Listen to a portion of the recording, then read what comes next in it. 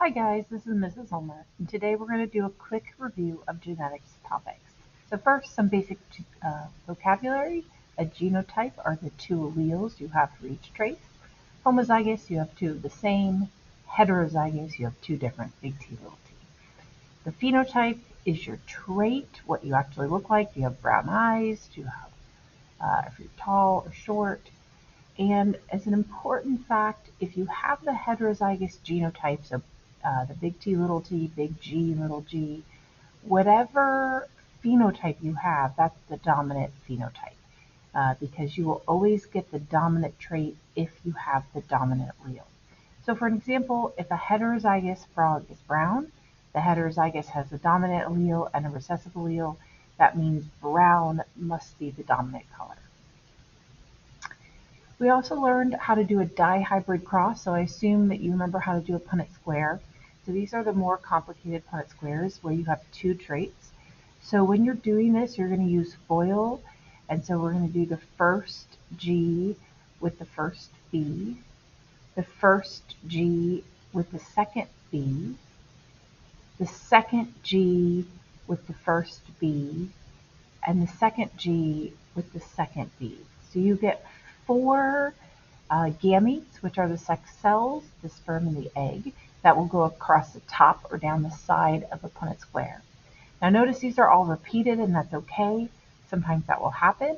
Over here you have another example, and the four gametes are little g, big B, little g, little b, little g, big B, little g, little b. So like I said, you put these across the top and down the side of a Punnett square. This one is a little bit different. This trait is for freckles with capital F and tongue rolling for capital T. And so notice that when we fill these out, the F's go together and the T's go together. So I drop the F down from the top, I bring the F over from the side. I drop the T down from the top, I bring the T over from the side. And so you can see here the purple ones, they are freckles and tongue rollers. These yellow ones have freckles, but they can't roll their tongue. The pink ones are no freckles, and they are tongue rollers. And the last ones are recessive for both. No freckles, no tongue rolling. And so you should be able to read a dihybrid cross and get some information out of this.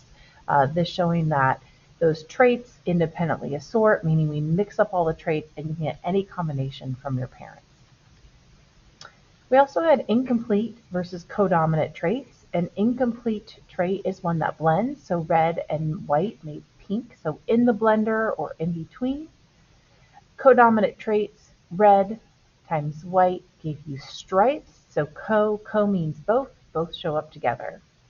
So here's codominants, blue, yellow, and if you get one of each, the heterozygous, you get blue with yellow. An incomplete, blue, yellow, if you get one of each, the heterozygous, it's green. And this is different from what Mendel taught. Mendel would have said blue over yellow, and so if you were heterozygous, you would get the dominant trait. From there, we went into blood type.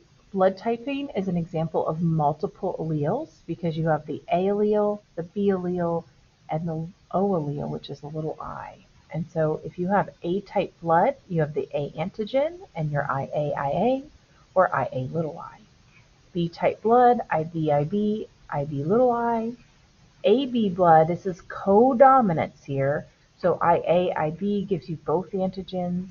And then O-type blood is devoid of all antigens, so it's little I, it has no antigens on it. So again, this is multiple alleles and it's codominance.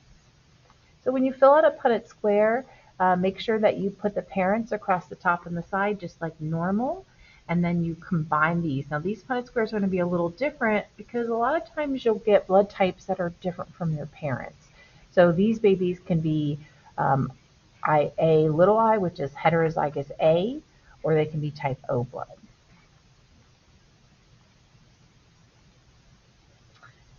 The next thing we talked about were sex-linked traits. These are traits that are found on the X chromosome or on the Y chromosome. And we focused all our time on the X chromosome sex-linked traits. These are traits that are passed to you from if you're a boy, simply from your mother, because she's the only one that gives you an X. And if you're a girl, you get one X from mom and one X from dad, just like normal. So because males and females are a little different in how they inherit, we have to look at these males and females separately. So in this case, my unaffected father had the dominant allele, and then mom had one dominant and one recessive. Notice dad passes on the X to his daughters, 2 X's is a daughter, and mom passes on her X's to both her sons and her daughters. So the X in the sons come from mom. And you can see here, this boy does not have the trait, or sorry, this girl does not have the trait. This boy does not have the trait. This girl does not have the trait because she has the big H. This boy does have the trait. So girls and boys treated a little differently with sex-linked traits. So if I have a colorblind male and a normal female, notice this normal female passes her X's on to everybody. The colorblind male passes his on to his daughters. Now, one last topic here is that this little c, because the female carries it, and that's the trait we're studying, she's called a carrier. Males cannot be carrier because they can't have 2 C's. They can't carry the recessive trait without having the recessive trait. All right, last topic is pedigrees. In a pedigree, remember a circle is a female, we're curvy. Males are squares. If there's marriage, it's a line between a circle and a square, or between 2 circles, or between 2 squares. So it's a line connecting them in the center. Children, we drop a line down, and then we draw what I call the sibling line, and then you drop a line down to show all the siblings. Sorry. So these two are married, and they have a son and a daughter. This is generation 1, this is generation 2. So again, here's a marriage line, there's a child, comes down to the next generation, there's my sibling line, these are all siblings. Notice this square is not a child of the top generation. It's actually, this is a boy that's married to this female. So this would not be considered a child, this would be considered a son-in-law. If you shade in the circle or square, it has the trait that you're studying, whether it's a dominant trait, a recessive, a sex-linked trait. If it's shaded, it has that trait. So let's look at the recessive trait. One important skill to be able to have is to be able to look at a pedigree and determine what the genotype of those people are. So in this case, this is a recessive trait. So I know both of the circles have little t's.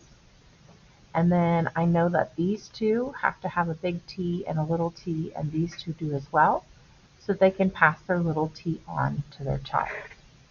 3 and 7 are T question marks. If you remember this, we know that they have to get a big T, but it doesn't really matter what the other letter was that they got, so they are T question mark. So this was all recessive, so what was shaded in was recessive. In this example, what's shaded in is dominant. So please make sure you know what type of pedigree it is. Is it a dominant pedigree? Is it a recessive pedigree? Because that will affect what we shade in. In this case, all of the unshaded circles and square are little t, and then we have to go back in and figure out whether it's big T or big T little t.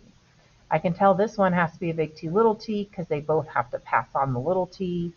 Same with this guy here, has to pass on his little t. But these two are both question marks because there is no way to know exactly what their second allele is.